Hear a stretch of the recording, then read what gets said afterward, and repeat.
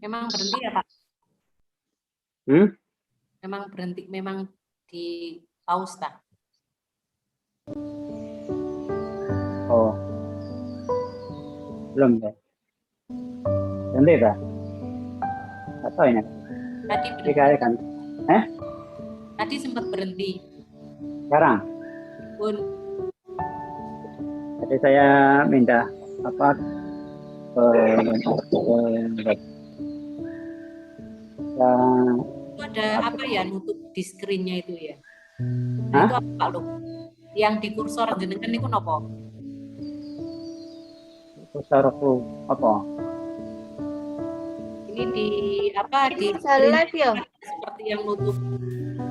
Itu ku tak matiin wesan. Tapi live udah kan?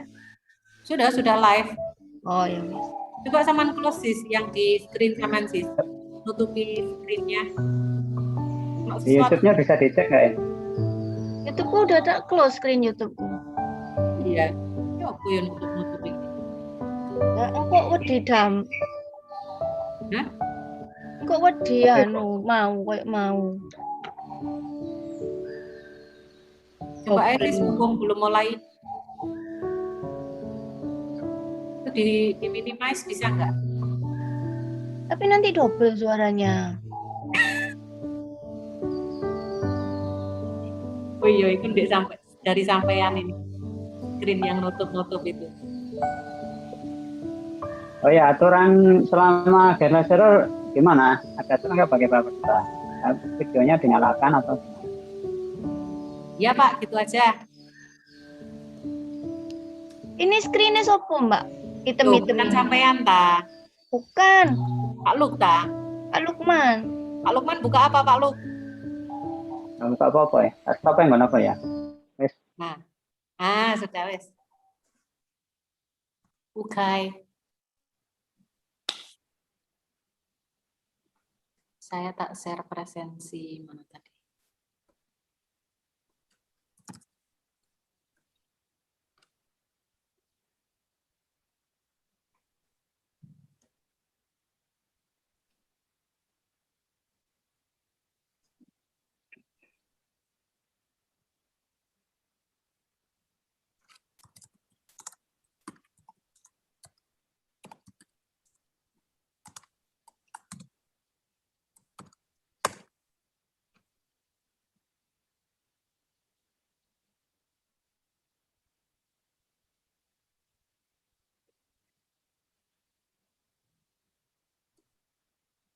Mungkin share apa? Presensi buat LPG. Oh, sudah siap tak?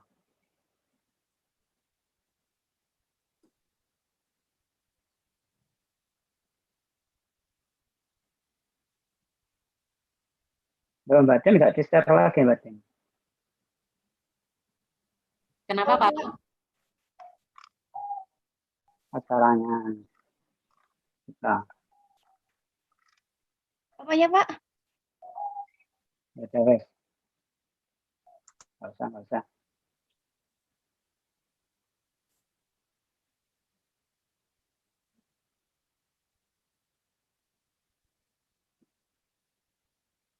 Saya share apa ini?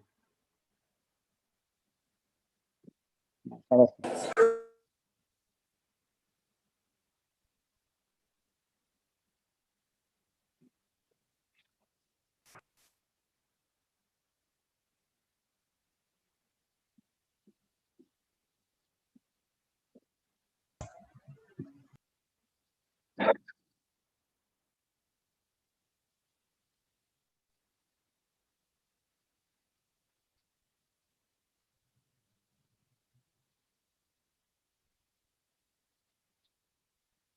Ini share-sharean saya kelihatan ya?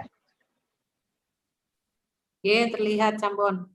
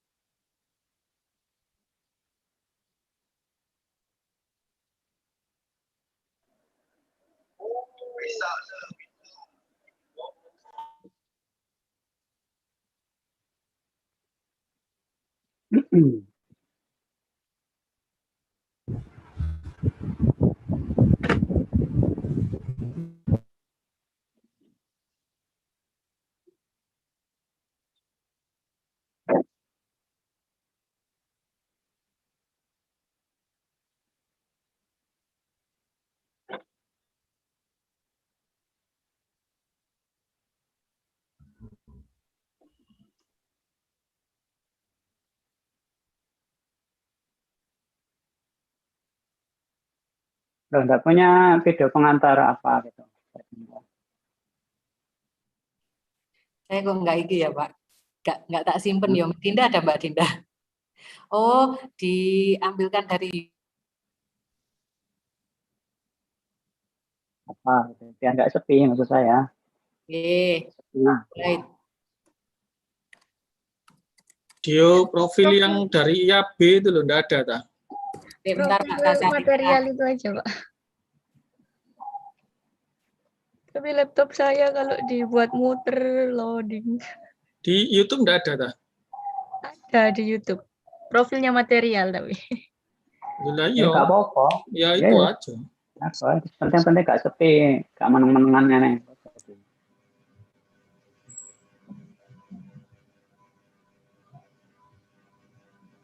Lu stop share dulu berarti ini. Ya, Mbak Dinta. saya sudah stop. Mbak Ayil aja. Monggo, silakan.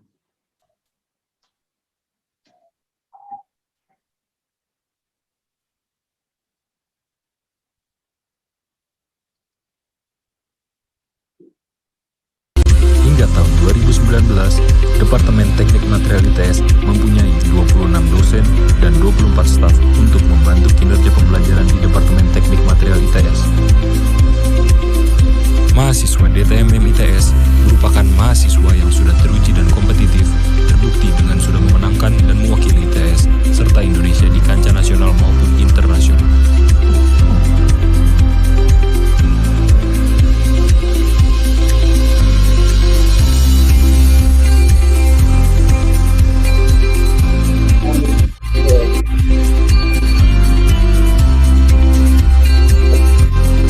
Lulusan dan alumni Departemen Teknik Material ITS mempunyai peluang karir yang sangat luas pada bidang-bidang industri nasional maupun internasional. Dan kami bangga karena telah melahirkan alumnus yang bisa memberikan dampak positif yang besar bagi industrinya, Indonesia maupun dunia.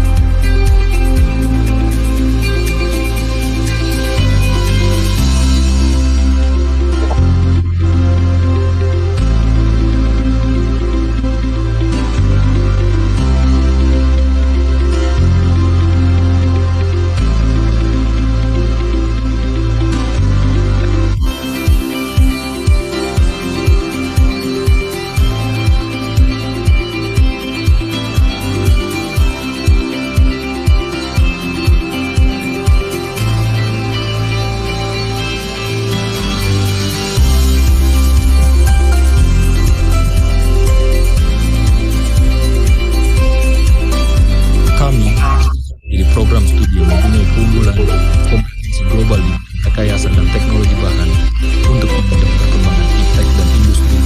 Juga akan menjadi program studi yang melakukan lulusan, penelitian, dan pengabdian kepada masyarakat yang berkualitas, memiliki kompetensi tinggi, profesional di bidang rekayasa dan teknologi bahan, serta mampu mengembangkan jejaring di industri.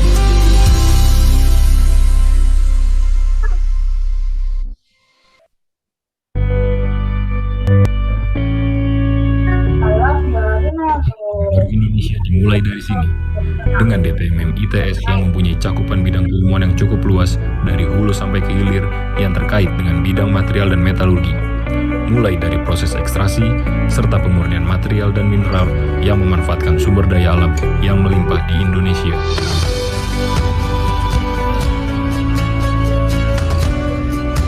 Indonesia memiliki sumber daya alam yang melimpah. Namun, sumber daya alam itu sampai saat ini belum bisa memberikan kontribusi yang optimum untuk kemakmuran rakyat dan juga untuk kemandirian bangsa. Departemen Teknik Material dan Metalurgi ITS hadir untuk berkontribusi mempersiapkan SDM yang unggul yang mampu memberikan solusi terhadap permasalahan bangsa tersebut. Yang kedua, selain itu, Departemen Teknik Material dan Metalurgi juga mempersiapkan putra-putri terbaik bangsa untuk mampu menjawab tantangan zaman, untuk mampu menjawab perkembangan teknologi, khususnya di bidang material. Ya, di antaranya baterai, material elektronik, solar cell, biomaterial, dan sebagainya. Proses pembelajaran di Departemen Teknik Material ini telah mendapatkan pengakuan dari lembaga akreditasi nasional maupun internasional. Di antaranya yaitu Badan Akreditasi Nasional Perguruan Tinggi. Selain itu, Departemen Teknik Material dan Metalurgi ITS juga telah mendapat akreditasi dari Indonesian Accreditation Board of Engineering Education.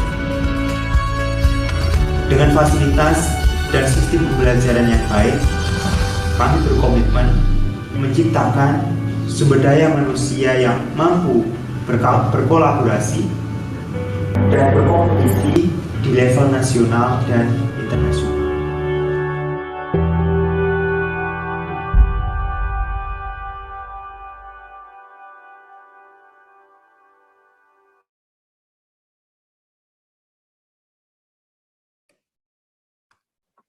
Assalamualaikum, Prof.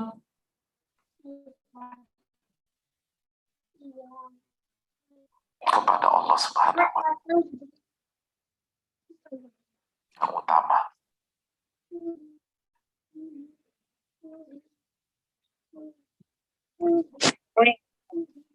Halo, Prof.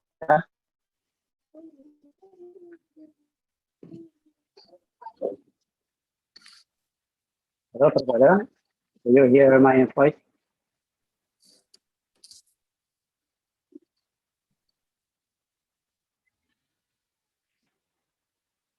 Halo? Ya, still mute, Profesor. Oh, ada. Assalamualaikum. Assalamualaikum warahmatullahi wabarakatuh. Waalaikumsalam warahmatullahi wabarakatuh. Waalaikumsalam warahmatullahi wabarakatuh. Yes, Prof. How are you today? Alhamdulillah, Kabarnya, Prof? syukur, alhamdulillah. Alhamdulillah sehat. Iya. Ramai, udah ramai audiens ya, Pak? Udah banyak? Sudah. Alhamdulillah, ini ada 88. Ya, mungkin bisa oke. menonton. Students ya? Iya, student. Alhamdulillah. Ini nanti kita mulai. Saya akan buka opening seremoninya, terus setelah itu nanti langsung saya beri Profesor Ada untuk present. Ya. Kita mesti presentnya sekitar 1 hour ya. Oke. Setelah itu nanti kita akan open question answer. Baik. Nanti juga kita ada 1 jam. Total kita 2 hour.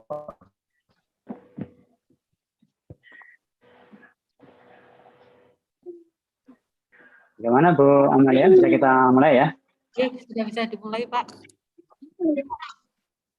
Bapak sudah di stand host. Sudah.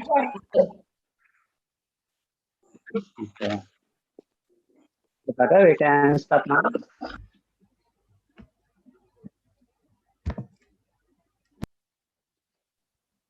Bismillahirrahmanirrahim. Assalamualaikum warahmatullahi wabarakatuh. Waalaikumsalam warahmatullahi wabarakatuh. Dear audience, Profesor Ada, and also Bu Amalia and Pak Budi Agung. Today we will have guest lecturer, department case, and in this Zoom online meeting, we have a special topic from our guest lecturer, Professor Hadariah Bahron, that he will deliver interesting topic about inhibitor. So, Professor Hada is, I will, before we start our presentation, from Professor Hada, I will give a brief introduction to all of you about the biodata of Professor Hada as a guest lecturer here. Then Professor Hada Bahron now is the Assistant Vice Chancellor, especially in Internalization, UiTM, Universiti Teknologi Mara.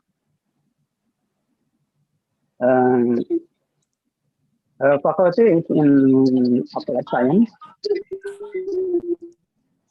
Professor Hada obtained her PhD in 1994 in the field of coordination chemistry at the University of Surrey, England, as a recipient of the Young Academic Scholarship of ITM. She then returned to serve UiTM in 1994 as chemistry lecturer in Shah Alam. She joined in the main campus in 1998 and has experience in teaching lifelong degree and postgraduate students, as well as holding various admin positions in UiTM since 1999. Most recently, since in 1st January 2021, Professor Hada is entrusted with the task of the leading to the internationalization and the ranking agenda of UiTM as the Assistant Vice Chancellor in internationalization. Prof. Hada is an active academic and researcher in coordination chemistry, winning numerous research grants as well as a contract research grant for the past 25 years. She is an appointee of the Indonesian World Class Professor, WCP program at Universitas Negeri Semarang in 2017. And still actively working on the and publishing with a partner from NES.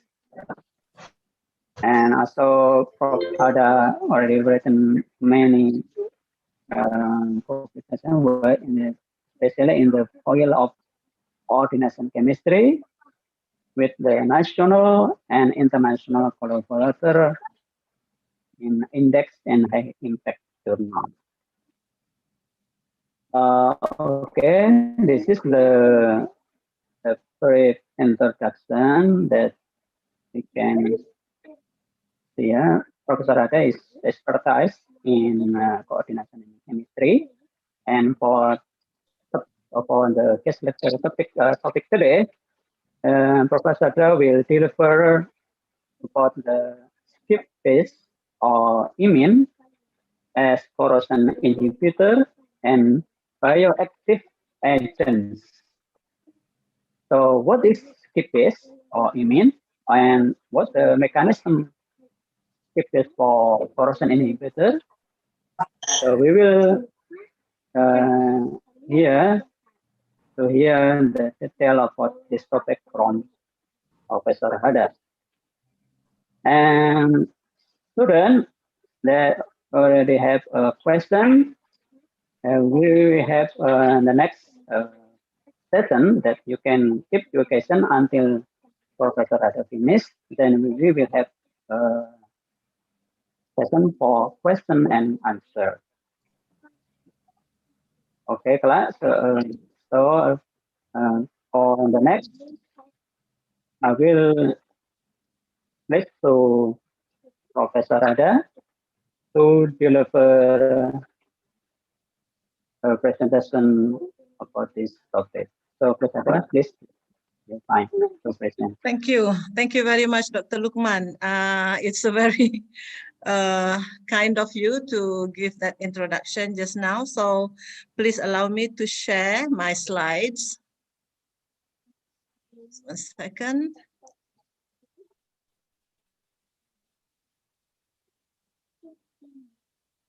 I hope you can see that. Can you see that? Yes. Yes, yes, yes. Okay, Already. very good.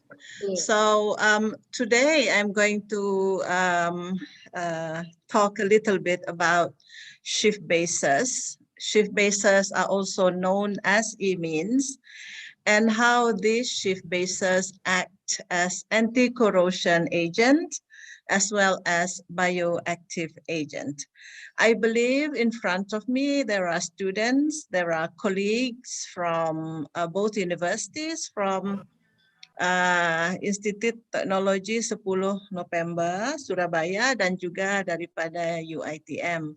So I am from the coordination chemistry group of the Faculty of Applied Sciences, and this is the poster that ITS has kindly provided to publicize this event. So I would like to thank ITS Surabaya for the kind invitation for this talk.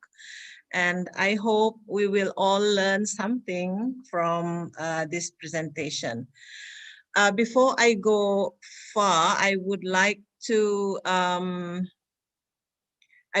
say thank you to the members of my group. I have beautiful girls and boys, ladies and gentlemen from the coordination chemistry group we call CCG. And these are the members. Alhamdulillah, we have grown from only one person in the year 2000 until now. We have the full screen of people who have graduated, also still in the group, lecturers and students. And I would really like to give my deep appreciation to all the members of my beloved coordination chemistry group. I am going to talk about the work of these people. I work with my students and we try to get them their degree as we do our investigation.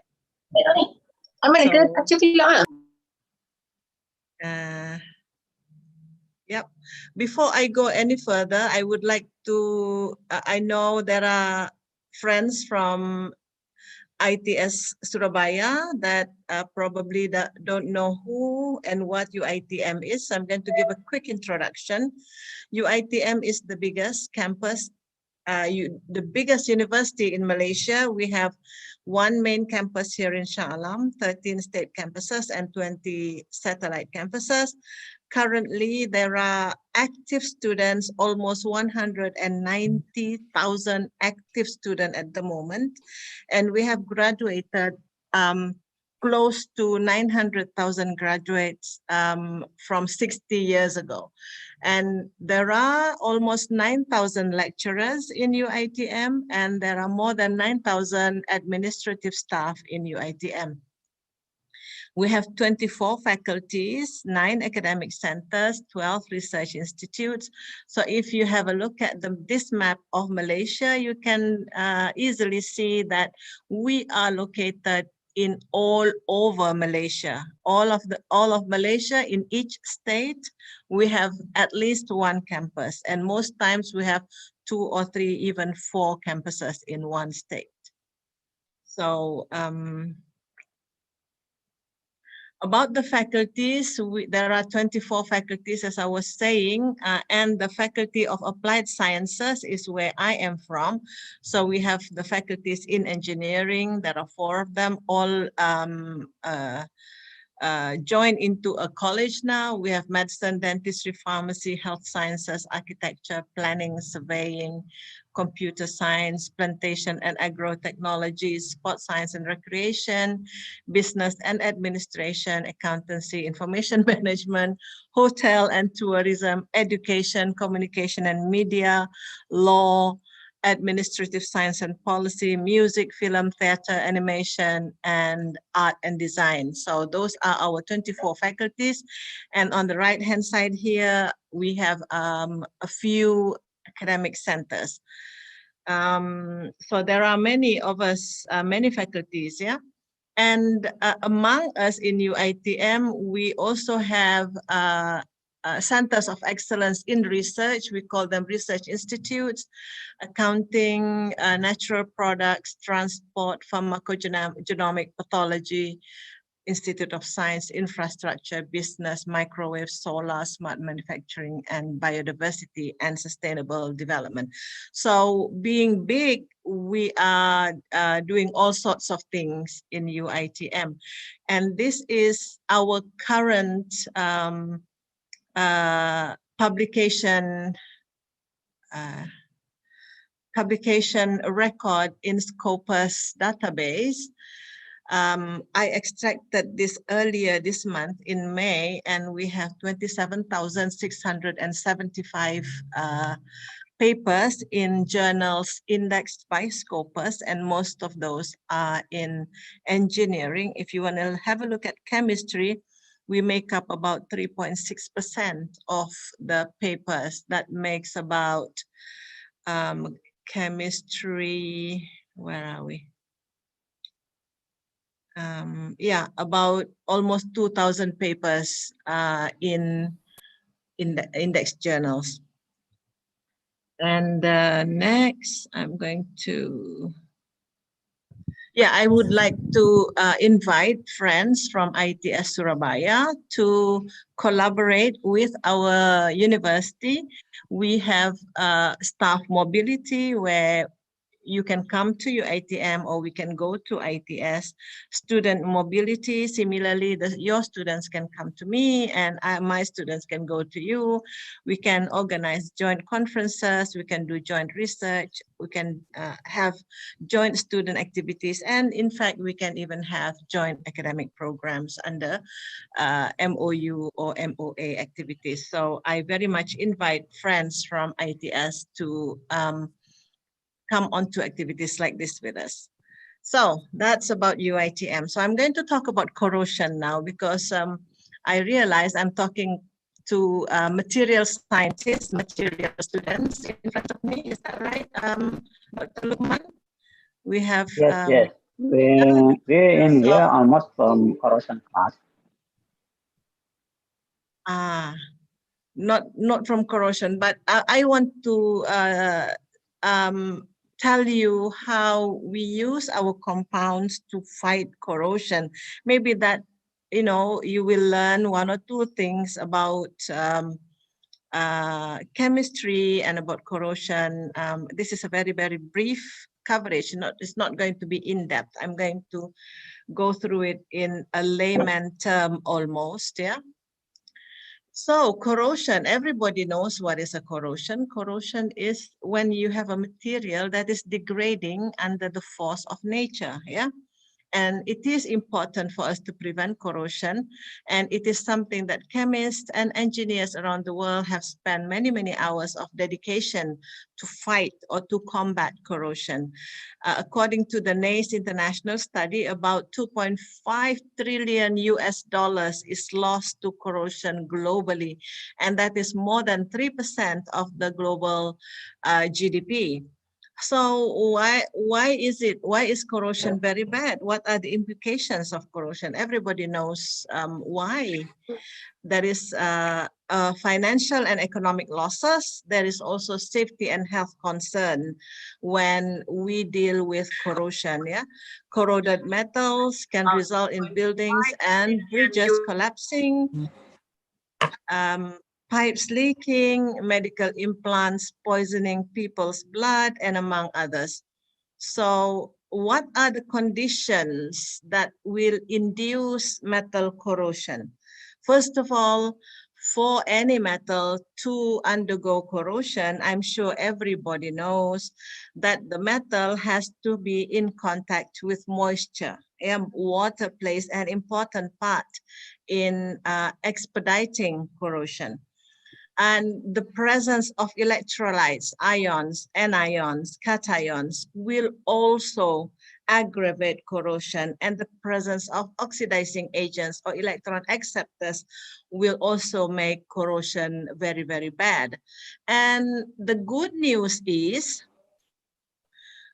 about 25 to 30% of corrosion can be prevented using suitable protection methods. So these are a few protection methods that have been employed by people worldwide to combat or to have a fight against corrosion. Well, I'm going to talk about inhibitors today. So that is the use of corrosion inhibitors. There is also the method of plating and alloying. There is also design and material modification, cathodic protection, protective coatings or painting, sacrificial coating, and many more. These are just 6 that I'm listing at the moment here. There are many more. So to go into, I'm going to today talk about inhibitors from our compound that we make in our own laboratory. We make those compounds and we test them against corrosion. Let's see whether they are going to be good to prevent or to slow down corrosion. So, and we are going into the area of nanochemistry, where we're fighting corrosion in a molecular level. So what are corrosion inhibitors? Corrosion inhibitors are chemical substances. When added in a small amount into an aggressive solution, it will increase the corrosion resistance of metallic substances that is in contact with that aggressive solution. So that means it's like a protection. Shipping industries have traditionally used inorganic compounds to coat or to paint the bodies of ship, obviously, preventing corrosion that will induce spalling. But this method of coating bodies of ships with inorganic compounds cause other problem. I'm going to talk about that other problem. So I'm going to come back to this slide a little bit later. I'm going to go into what are the problems with inorganic corrosion inhibitors. Now, this is the ship, for example. This is the ship that is being painted with inorganic corrosion inhibitors, for example, chromate or lead oxide or zinc phosphate. Yeah. So when the ship is being painted to prevent it from going berkarat, yeah, I don't know in Indonesia what you say corroding, but we say corrosion is berkarat. When we put inorganic corrosion inhibitors onto the ship, those inorganic compounds can get into our ocean. It can leach into the ocean, and it can be taken up by all this marine life, for example, the crabs or the shells, or even your what is this called? In Malay we call it rumpai air. Yeah, yeah, and fish obviously. Iya, rumput laut ya. Ikan makan benda-benda itu. Jadi bila ikan ini memakan all that leached ataupun yang telah tembus masuk dalam air laut ya, what will happen is we will eat this fish. Birds will eat the fish, and somehow all that toxic inorganic compounds will find their way into our body. And when we have all those things accumulating in our body, we will find that we are prone to some diseases that are caused by these toxic materials.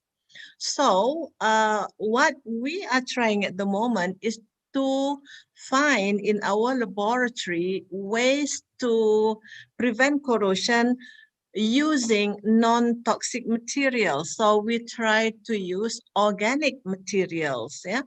And our organic materials are Schiff bases or imines. And this, one of my students, Aline, she graduated her PhD about 2 or 3 years ago. She had produced 4 organic compounds. I'm going to talk more about this. And then she tested the cytotoxicity, yeah, the toxicity of that Schiff bases or of the imines against healthy liver cells. And what she found is those compounds that she made were not at all toxic to human. So we can accidentally consume those compounds and they will not be poisonous for us. So these are safe materials. And when she tested her compounds against these health cells, they were fine, they were safe, and then she tested for corrosion inhibition. She found that the corrosion inhibition efficiency of these compounds are very good. So we have started exploring organic compounds as molecular inhibitors that can adsorb, yang boleh melekat, yang boleh lengket, kalau bahasa Indonesianya lengket ya, that can absorb to the surface of the metal as monolayers, yeah, one layer, one molecular layer. We don't need too thick. We only need very, very thin layer to block the attacks of corrosion agents onto that metal surface. So when you block the attack of water or the attack of electrolytes onto that metal, then that metal will not undergo corrosion. And all it needed was a thin layer or a monomolecular layer of compound to prevent that from happening. So what are the requirements for the molecules to be good corrosion fighters? First of all, the molecules have to have a very, very strong liking. It has to like metals very much. It has to have strong affinity to metals.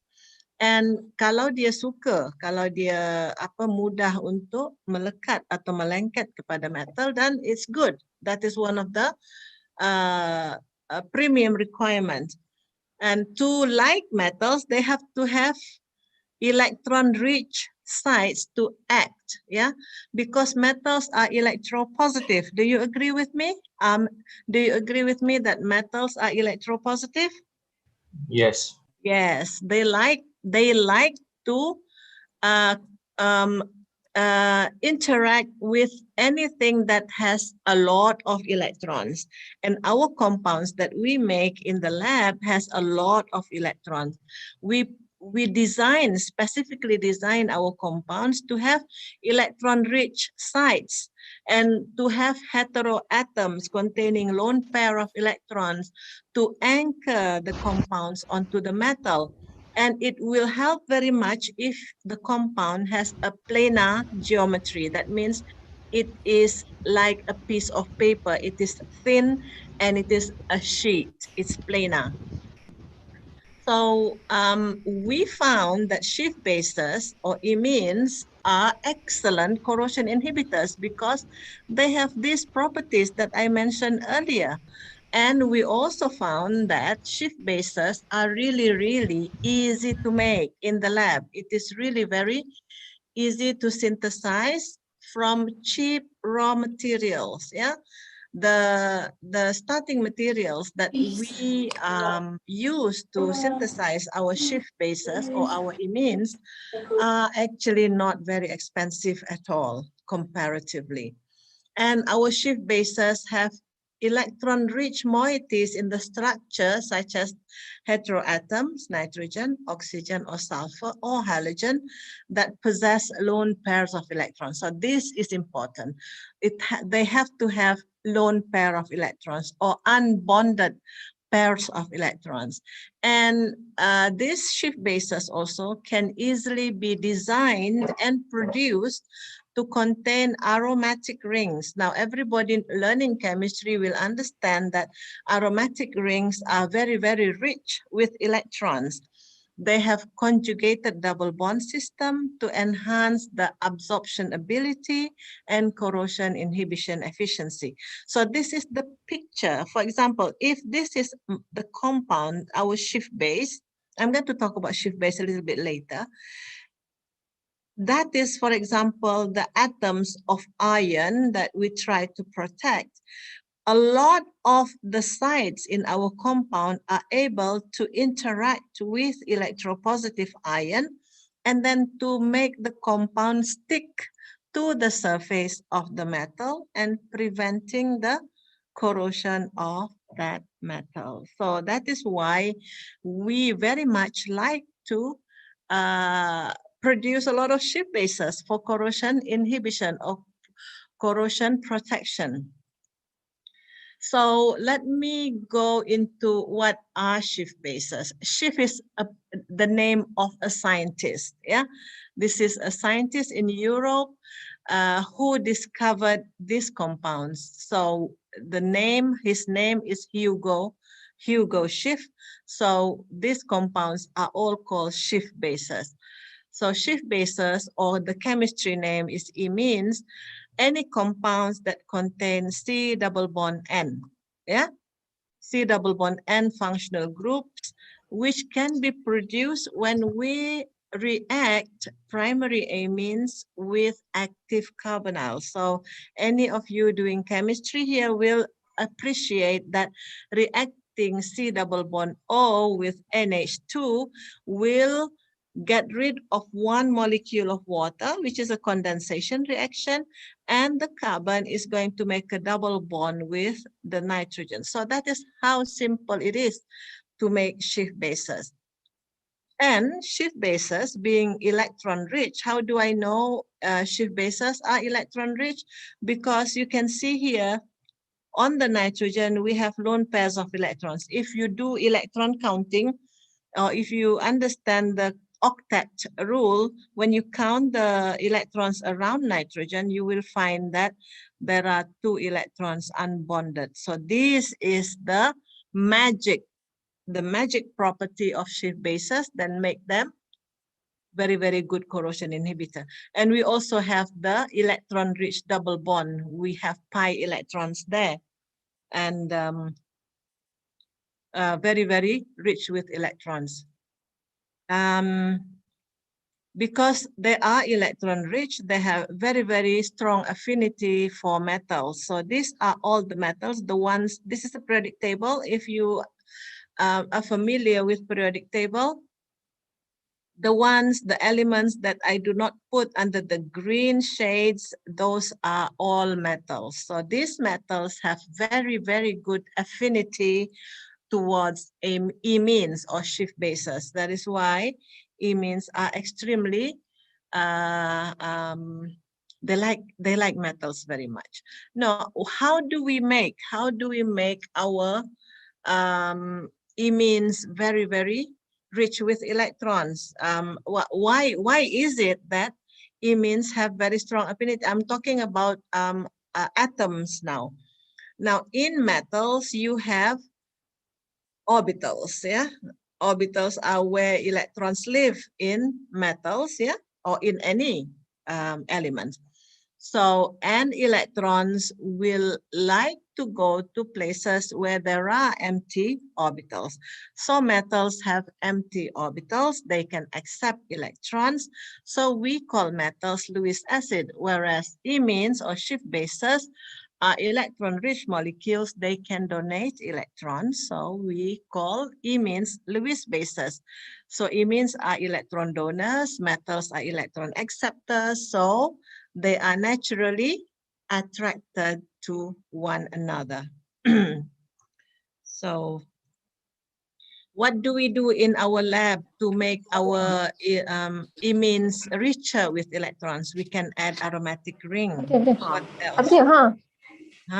Siapa? Can you please mute your microphone? Yeah. Yes, yes. What else do we do to make our imines rich with electrons? We can add oxygen or other atoms that contain more lone pairs of electrons. We can also add halogens, because halogens we know have a lot of electrons. We can double up. We can make the left and the right side of the compound to contain a lot of electrons. We can do that. Or we can add benzene ring. We can make macromolecules to make, as you can see here, this is the compound that we made in our lab. You can see any double bond will mean a lot of electrons. Any blue dots will mean a lot of electrons. So we are making our compounds rich with electrons so that they are very, very attractive to metals. And this is the compound that one of my colleagues, Associate Professor Dr. Karima Kasim, had prepared when she was doing her PhD about, I don't know, must be about almost 20 years ago when she was doing her PhD. Now she's my colleague. So this is Karima's compound. She graduated her PhD with me. And then what do we do with these imines and metals? I have found that we can test our imines or our Schiff bases as corrosion inhibitor.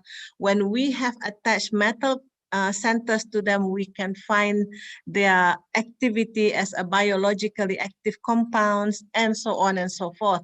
When we make our compounds in the lab, we have to characterize. I mean, making anything in the lab is fine, but you have to prove whatever you make in the lab is the right compound that you desire.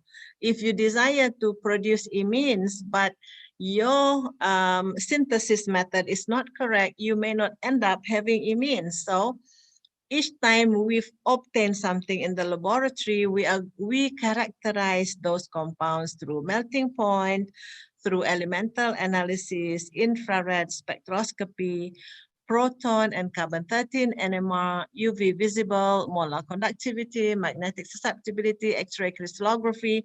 So these are just the common. There are many more characterization methods that we employ in our lab to identify our compound. And what are the applications? These are the three that we do in our lab in UiTM Shah Alam, but there are many hundreds more other potential applications, which I'm not going to go through with you at the moment. It's going to be another day of lecture if I want to go through it. Yeah. Okay, so this is an example of a student of mine. Now she is my colleague again, Dr. Amalina. She prepared this compound through reacting an active carbonyl with an amine to produce a bidentate Schiff base, and then she reacted with palladium, and this is the X-ray single crystal picture of the compound that she made. The infrared spectroscopy looks like this. You have UVVs, you have NMR. So these are this is one of the examples of the laboratory activities that my students do in the lab to earn them their master's or their PhD. And I have, very, very good collaborators. We have a very senior collaborator, Prof. Dr. Bohari Muhammad Yamin, as a mentor, advisor, and collaborator, a very, very helpful senior chemist. This is another work that's done by my student. This was when she was doing her master's, but now she's doing her PhD with me. This is Mrs. Soleha. She was doing this compound, a series of that compound, and this is the infrared spectroscopy that she obtained. We see the shifting of peaks, we see appearance of new peaks, just to confirm that the compounds that Soleha did or any of my students did were the right compounds. And for infrared, and then for NMR, this is another example done by Soleha, the NMR spectroscopy of the compounds that she obtained. We use nuclear magnetic resonance spectroscopy to positively identify the compounds that we make in the lab. And we also try different methods. We have a microwave-assisted methodology that we have been trying for the past few years, compare it with the conventional. Now, when we use conventional method to synthesize our Schiff base and the complexes, we have to reflux, we have to heat our reaction for 24 hours. That is a very, very long time, 24 hours in 30 ml of ethanol, with the yield or the product only 34.7%. But when we try the same synthesis using microwave, not using the conventional heat, when we use microwave, we only need 10 minutes. So compare 24 hours to 10 minutes, we have done a lot of saving for electricity. And we do not need 30 milliliters of ethanol. We only needed 10 milliliter of ethanol. Again, another saving of resources. The yield has gone up from 34.7% to 64.5%. So that is almost 100% yield. And we found that microwave assisted method is a lot more economical, a lot more friendly to the environment, and quicker and faster and more efficient. So a lot of my students in the lab, a lot of our students in the coordination chemistry lab is now also going into microwave method to produce our compounds. Now, back to corrosion. So this is an example of the work done by another one of my student who had graduated. She made this Schiff bases. She made this compound. This is DII. This is what she called OPI and CPI. And she found that these compounds are extremely good corrosion fighters or corrosion anti-corrosion agent. The reason being because they can absorb. If you look at the XPS spectroscopy, you're going to see that the material, our Schiff base, attach themselves to the metal in a very, very strong way, protecting the metal from corrosion. And we found that these things are extremely good as corrosion inhibitors. And if you can recall my previous lectures, these compounds are non-toxic to human. So they do not pose any environmental or health hazard, but they are also very, very good corrosion inhibitors. This is another work done by another student of mine who graduated her master's about 2 years ago. Also for corrosion, she apply electricity to electrodeposit imines or Schiff base onto surface of mild steel. And this is the picture of imines on the metal surface. This is taken using attenuated AFM, microscopy. And she found that the compounds that she produced, because she produced 7 compounds, but here I put only 6, she found that the inhibition efficiency, the highest, is from the compound that she called S5, which has this molecular formula, which inhibit 96.3% of the corrosion. So if, for example, that metal will corrode in 2 hours, with the Schiff base that she make, corrosion doesn't happen until more than 6 hours or something like that. So we have inhibition efficiency, which is very, very high, 96.3 for this compound. So if you look at this compound, you will see that it has a lot of electron-rich fragments. Here you have aromatic ring, double bonds, you have heteroatoms with lone pair of electrons and everything else. So that is why they are very, very good corrosion inhibitor. And this is the mechanism of which the this is iron with the orbitals, empty orbitals, and these are the compounds that Miss Shaida was working on. She proposed that the interaction between the empty orbitals in the iron with the orbitals in our Schiff base actually make the protection of the metal very, very efficient. Yeah, this is the proposed schematic inhibition mechanism of Schiff base on mild steel. MS is mild steel. This is the drawing of the compound with the empty orbitals there.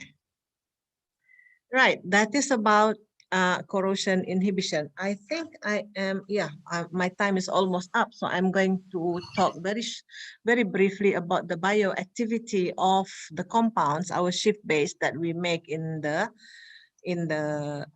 our laboratory. Now, everybody understands the concept of respiration and photosynthesis. Using in our body or in the leaves, in green leaves, there is hemoglobin and chlorophyll.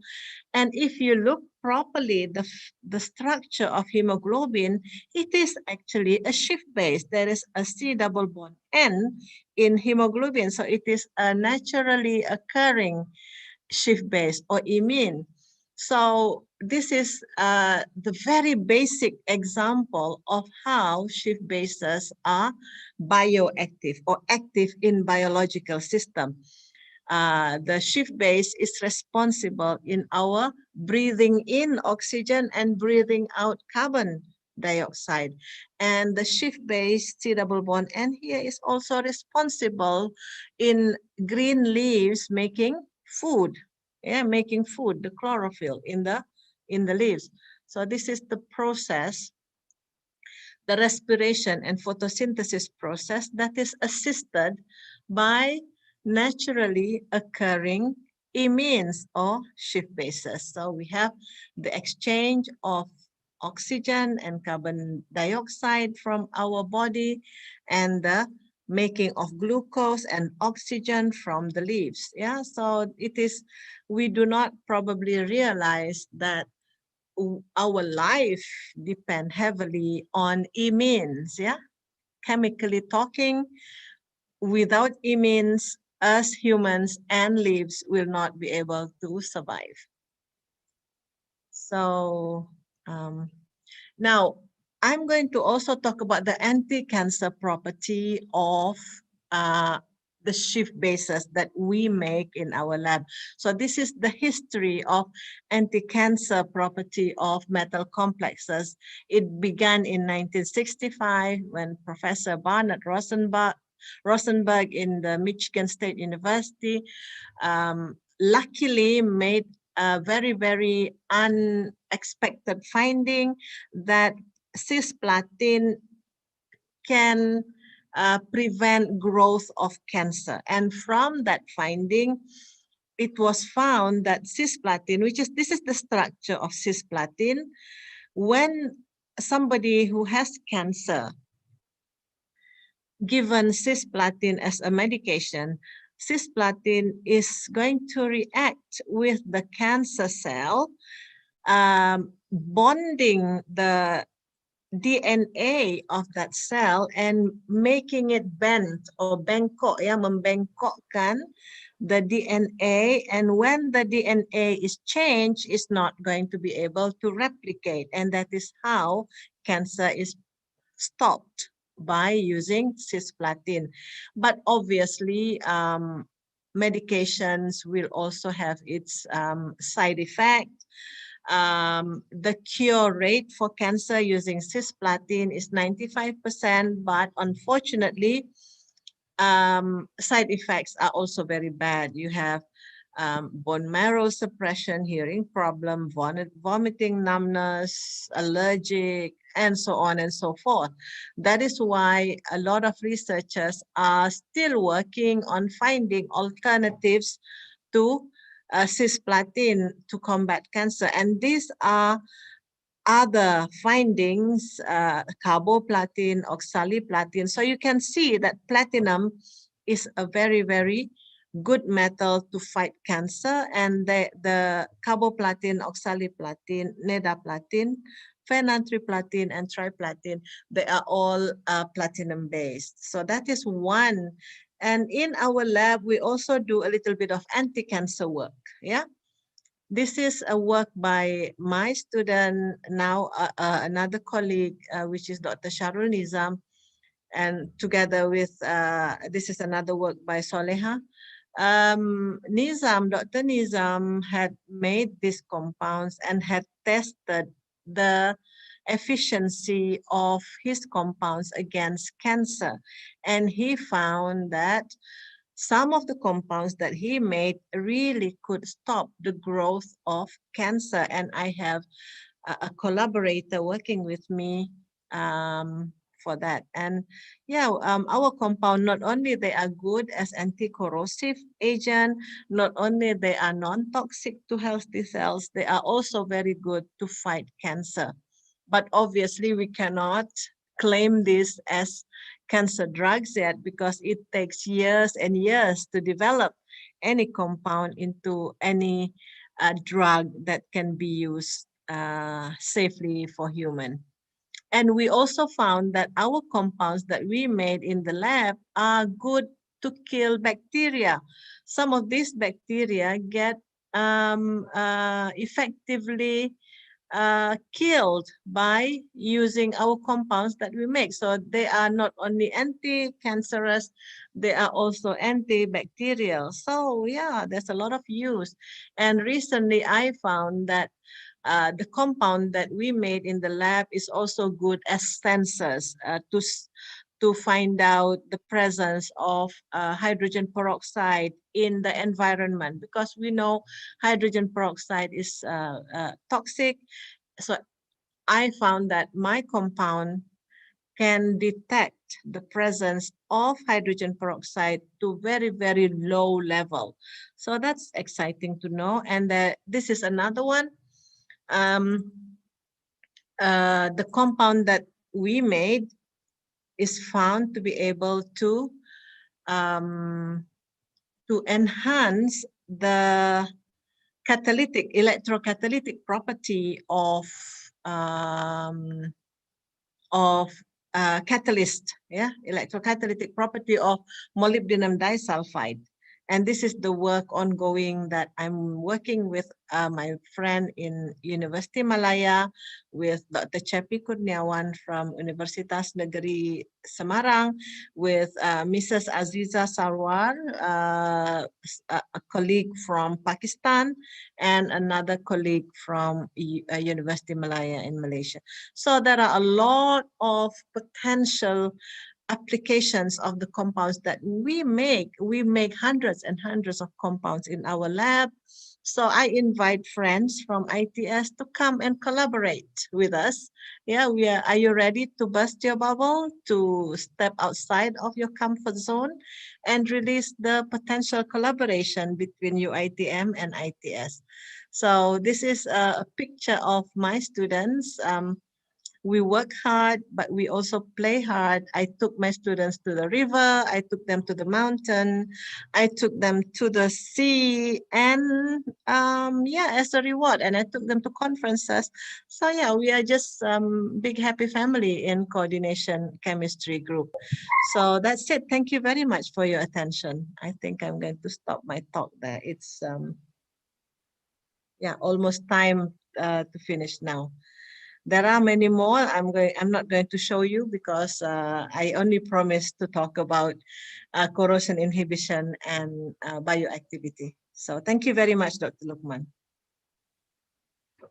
Okay, thank you very much, Professor Hadar. Very interesting presentation that we have a lot of information about the skip basis or imine that you said that this is a electron-rich space, very rich molecule that can very reactive to the many applications, that especially for inhibitor. So the next session will be question and answer.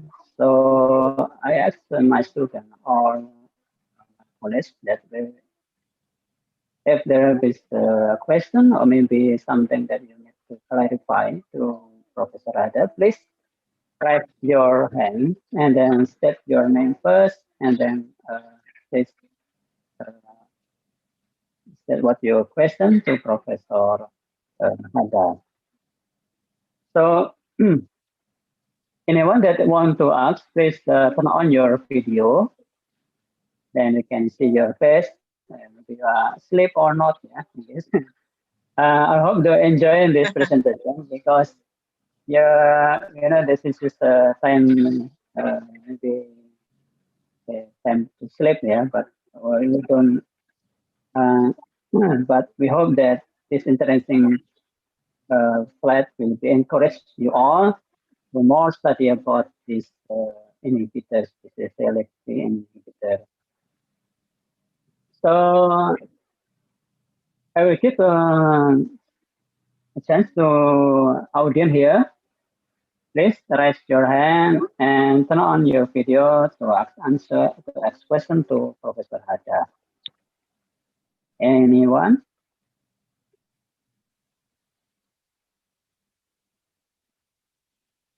Oh, okay. So maybe I will ask first to Professor Hadar that for organic inhibitor that sometimes we have some problem about the bonding between the substrate, especially for the steel or metal. In our lab also we extract some organic inhibitor, but from natural product like from leaf, from fruits. So, but the problem is the physical contact or physical bonding between the substrate sometimes still low. As we apply in industrial, so sometimes they are pop away from the maybe from the flow of the fluid, and then of course the protection is not longer protect our still our substrate. So what about this skip base or imine in your research? Oh, thank you, Dr. Lukman. The shift bases that we produce in our lab, it obviously is a lot more pure than the natural products that you extracted from plants or from fruits, because those the purity is very high, because we make them from complexes, from compounds as pure starting material. So high purity actually will probably it plays an important role in reactivity. So maybe the problem that you face with contact between your active compounds with the metal is due to the low, maybe a little bit low purity, because natural product has that problem. Yeah. Number two, it is probably that your natural product you extract does not contain a lot of electron-rich sites in the molecule. Yeah, maybe it doesn't have a lot of lone pair of electrons. So maybe so, because there's a lot of uncertainty when we talk about natural product. So you're asking me, what about the contact between my shift base with the metals? So I can say that the contact or the attractiveness is excellent. Yeah. even without applying any electricity or electrodeposition, we are able to have very, very high inhibition efficiency for corrosion. So very, very strong ability to absorb. Our Schiff bases can absorb very, very well onto the metal. So I think the answer to that is simply because there are so much electrons around within the molecule. Yeah. So basically, is the if we touch the coating from skip basis, I mean, it cannot. It's hard to remove from the substrate. Yes. It is quite hard to remove. Well, it obviously anything that you put on metal is not going to stay there forever. But we do not have problem of peeling.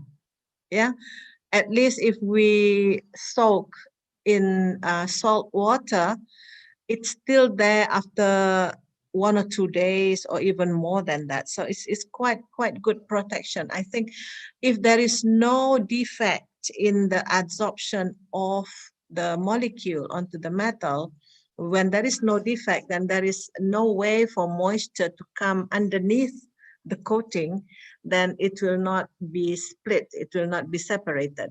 Yeah. But if when we are putting in the metal into our solution that contains Schiff base, if there is defect, then obviously after a while. But so far we have not tested it thoroughly, obviously, yes, but we found within experimental condition that they are very effective. Within experimental condition, we have not explored putting in the environment or maybe dipping in the sea under the waves and things like that. We have not done that yet. Is there any experiment to analyze this? If we applied some abrasion force, like the fluid from fluid abrasion or something mechanic. Oh yes. There are particular tests. I'm not saying that there are not. Yes, there are particular. You can do your salt spray chamber. You can put in a chamber or in a machine where you are spraying your samples using salt solution over weeks or even months, and you will see the effect. You can also raise the temperature at which the exposure of the sample that you have protected, and there are obviously standard method. Yeah, maybe you can look into ASTM or BS standard. I'm sure there are. Just look into the literature. You will find methods to test the efficiency of coating onto the metal. Yes, I'm sure there are. Okay.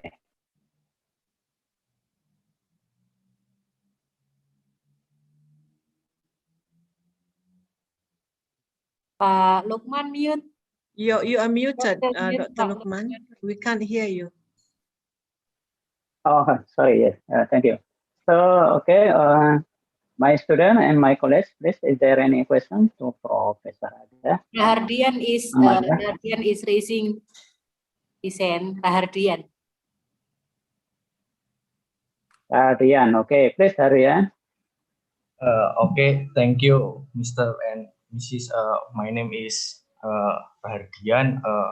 I will really ask about the efficiency of the organic compound that has halogen functional group in it. As long as I'm concerned that halogen has 3 pairs electron, and why does it make the compound has the lower efficiency on the previous presentation? Okay.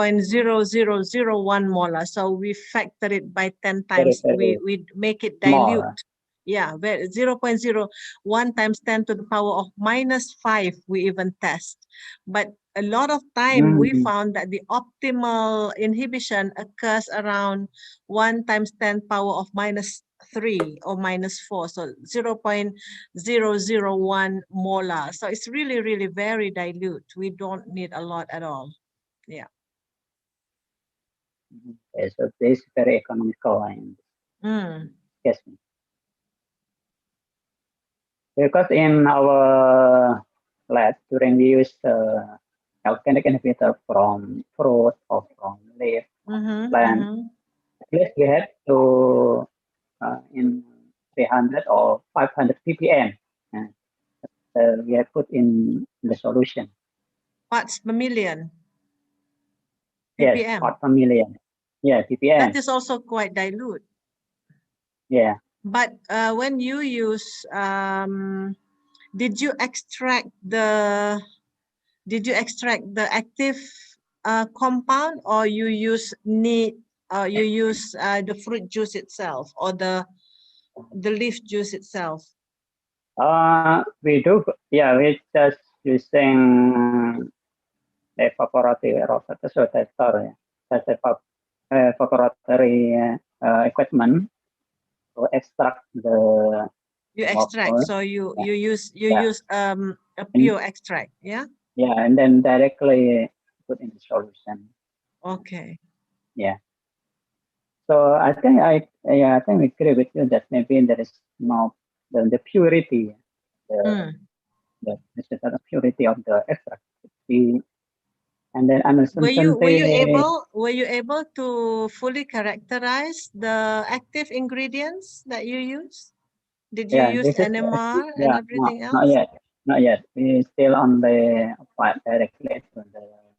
Well, you can collab. We have our Natural Product Institute here. You could work together with them to elucidate the structure of your active compound. Maybe you can work with them. Use NMR.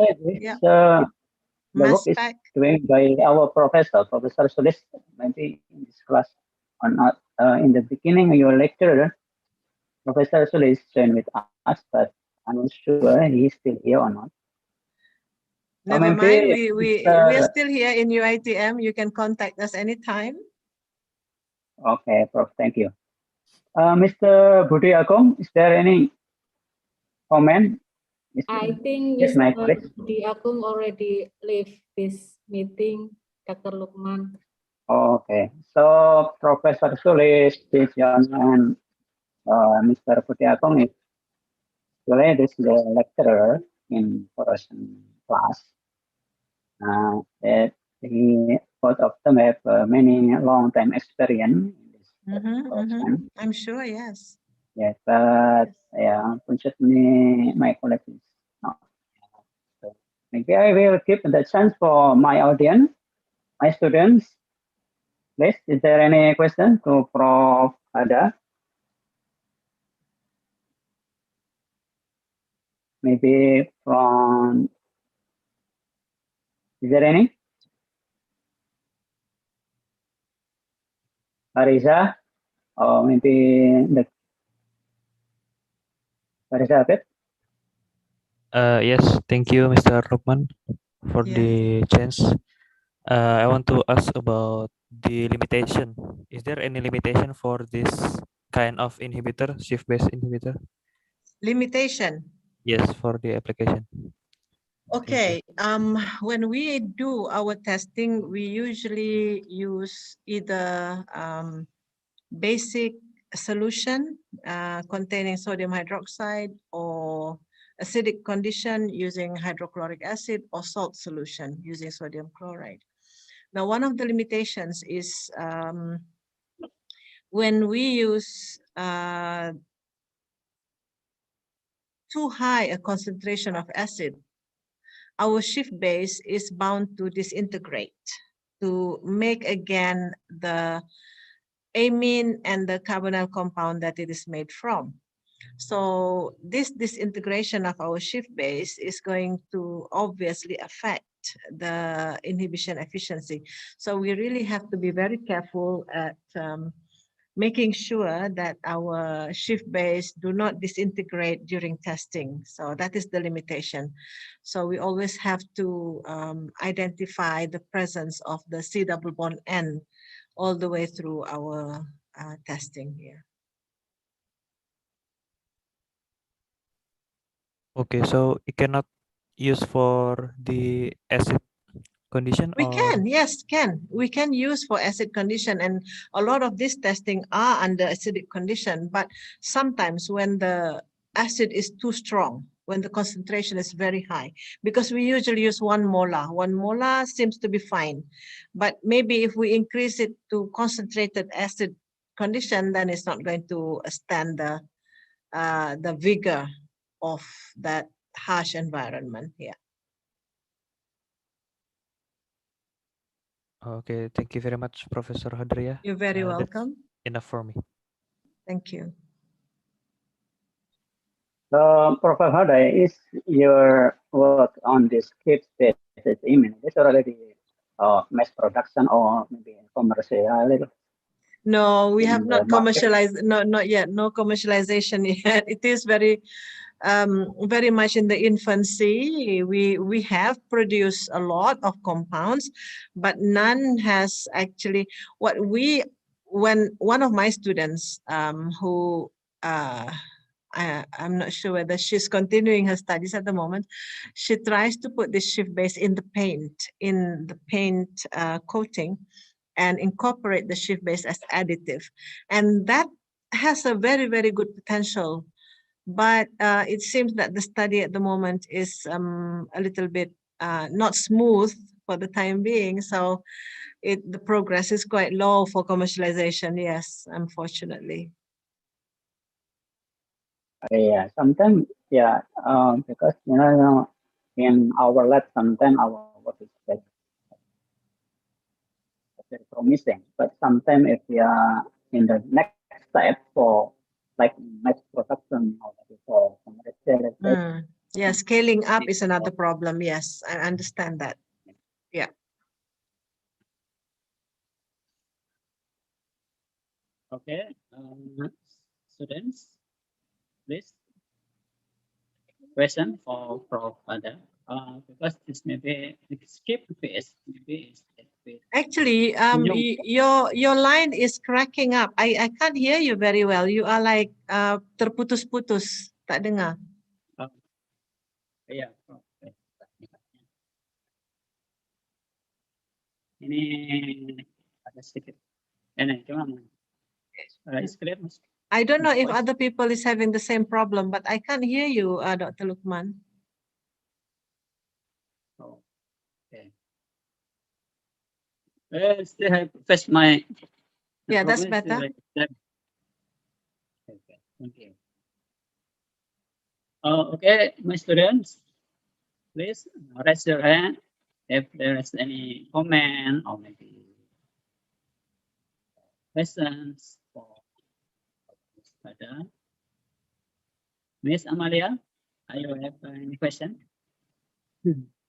Oh, Hazira Sazali raised her hand. Hazira. Somebody is raising her hand. Amira Sazali? Amira, please.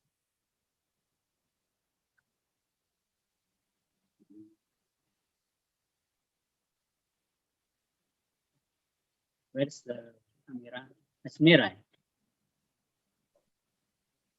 Asmira Sazali. Asmira. Asmira. Is there any question for Ada? I'm sorry, I tertekan. No, everything is good. The explanation is so detailed, and it's an interesting topic for me. Okay, thank you, Hazira. Thank you. Where are you from, Hazira? I'm from UiTM Shah Alam. From the Faculty of Applied Sciences? And yes, correct. I am an environmental technology student. Oh, great. You can meet up. Yeah, sure. Yeah. It's close to your faculty, Prof. Yeah.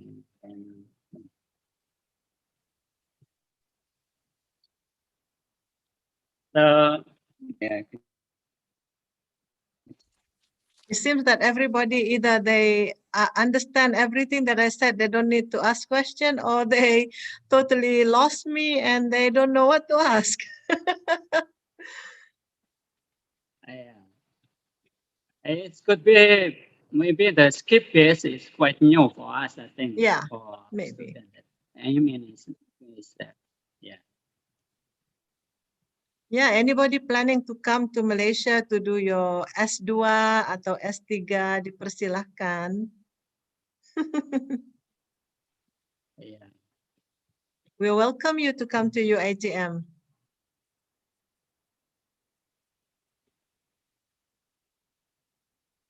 It's about the pandemic COVID. I see in the news that Malaysia also is the big. Yeah, it's becoming very, very bad at the moment, Lukman. It is awful. It's terrible. We have very, very high rate of infection at the moment. Very worrying. But the vaccination is being rolled out, and hopefully with more people getting vaccinated, it will become a lot less severe. Yeah. For the high priority person that get for vaccination, like in your faculty also high priority vaccination or not? Yes, in UiTM we have it's quite slow. The vaccination program is quite slow because the doses come very slowly. We are not very fast, but we do have people. In fact, I myself have been vaccinated. My son and my husband also have been vaccinated, but there are many more people around me who have not been vaccinated. Yes. Yeah. So in ITS as well, we first shoot, maybe in May or in the end of May or maybe in first of the end of April. I honestly, I can't make up what you're saying, Lukman, because the internet line is crackling. It's not very clear at all. I another device too. Is there more better now? A little bit better, yes. I still have a problem. A lot better because So, you're speaking closer to the microphone. Yeah. okay. So, so in our faculty member, we have a first shoot in the end of May. So for the second shoot, it will be on June. We use AstraZeneca vaccine. AstraZeneca, okay. So are you also vaccinated yourself, Lukman? Yes, already. So very we good. just wait for the second shoot. Yeah. How long is the gap between the two shots? If we use AstraZeneca vaccine, we at least more than 1 month, more than 1 month. Okay, we're given maximum of 6 weeks. Yeah. Yeah, maximum of 6 weeks. Okay, student. Miss Amalia, maybe any question? I think you have a chemistry class, right? In our department. Maybe have any question to Prof. Hada? Thank you. Thank you, Dr. Lukman. Yeah. I have no. I think it's all right. It's okay. If there are no questions, I'm okay. We can break up the session. Waiting for people to ask question is really not a point. So it's okay. If you have any question, you can email to me. No problem. Yeah, I think we've done. I think your students have nothing more to ask, and the audience. Okay. I think before we end up this session, we can have a photo session, Dr. Lukman. Okay. Please, all audience, show up your videos, turn on your videos so we can take a picture together with Prof. Hada.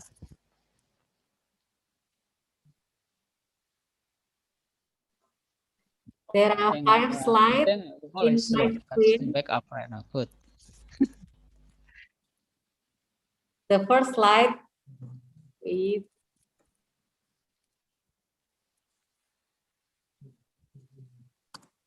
cheers. Can you send me the pictures also, Dr. Lukman? Yes, I will send it to you. Thank you, Amalia. Thank you. Yeah. And then the second slide. Would you like me to turn on my first? Second slide. Please turn on your video. Okay. 1, 2, 3.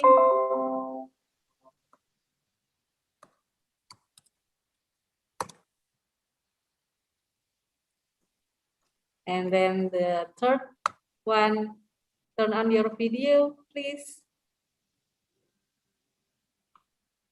Okay, there's no one turn on the video in the third slide. And the last slide.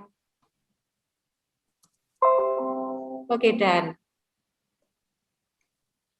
Okay, thank you, Miss Amalia, for your Thank you very much. Yeah. Thank you very much, Professor Hadariah. Very welcome. So, Professor, thank you very much for your presentation. Very nice talk of the day. Very good. Thank you. It is quite new for us, yeah, but if we still have more to chance to get explore this topic for our student. So I hope we can continue our collaboration for the next future. Inshallah, no problem. Yeah, no problem at all. So again, I will deliver my great attitude for this event. So, Ms. Amale, we can stop here, or maybe is there any program, or maybe any announcement for us? If so, we can finish this lecture, Dr. Lukman. Okay, once again, we say thank you very much for Prof. Hada, and we can close our event today. We said Alhamdulillah. Then Inshallah, I'll see you in the next program. Thank you very much. Assalamualaikum warahmatullahi wabarakatuh. Waalaikumsalam warahmatullahi wabarakatuh. Thank you, Profesor Hadariah. Terima kasih, Amalia. Terima kasih. Thank you, Dokter. Thank you. Oke, Prof. Mungkin bisa di close saja, Pak ya. Untuk ya.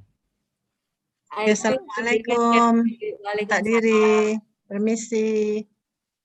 Assalamualaikum warahmatullahi wabarakatuh. Ya, monggo Pak bisa live karena nanti kalau saya tutup kelasnya ikut buyar. Oh gitu ya. Oh ada kelas ya. Gitu. Oke. Makasih Oh, Pak Lu. Lu. Ada sertifikat gitu ya untuk Prof. Ada. Kenapa? Ada Pak. Nanti ada dari ITS langsung dari pusat. Dikirimkan ke alamat beliau. Kirim ke alamat sama souvenir gitu ya. Dikocek gitu ya. Ya Pak Ail. Halo, Pak Putus. Putus ini. Iya Pak Lukman habis putus. Halo. Nggih, habis terputus ya Pak. Oh iya. Ada Pak nanti sertifikatnya yang buat Prof. Hadariah langsung dari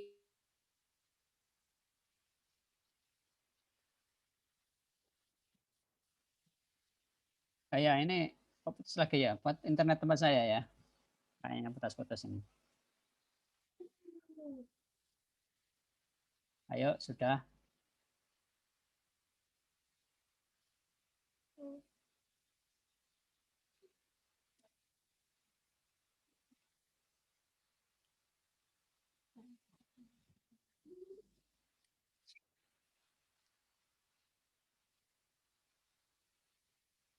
Ini berarti saya boleh live ya, Mbak Ayil. Sampai ketemu lagi di jurusan insya Allah. Assalamualaikum.